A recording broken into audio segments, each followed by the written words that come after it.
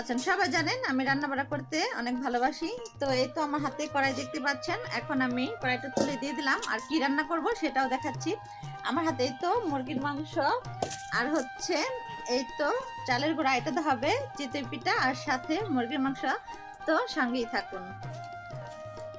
তো কড়াইটা গরম হয়ে গেছে, আমি তেল দিয়ে নিলাম। তো এখন দিয়ে দিলাম গরম মশলা, তারপরে দিয়ে দিলাম পেঁয়াজ।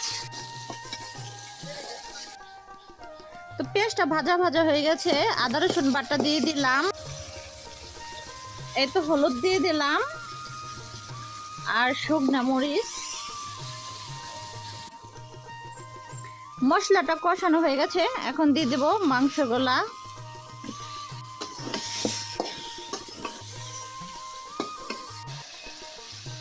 এই তো মাংসটা কষানো হয়ে গেছে, এখন পানি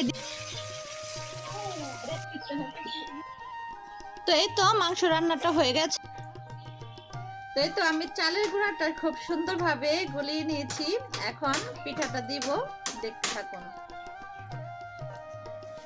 তো খোলাটা গরম হয়ে গেছে, বিসমিল্লাহর নাম নিয়ে প্রথম পিঠাটা দিয়ে দিলাম। তারপরে দেখা যাক কি হয়, এখন ঢেকে দিলাম।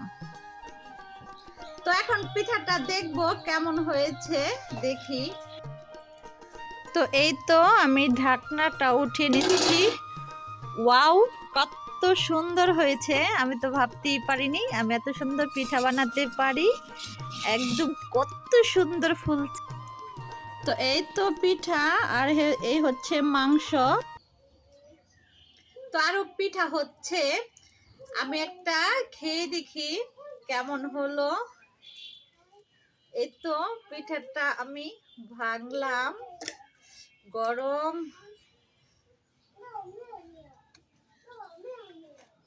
এই তো মাংস অল্প একটু দিয়ে ভিজিয়ে খেয়ে দেখি। বিসমিল্লাহ।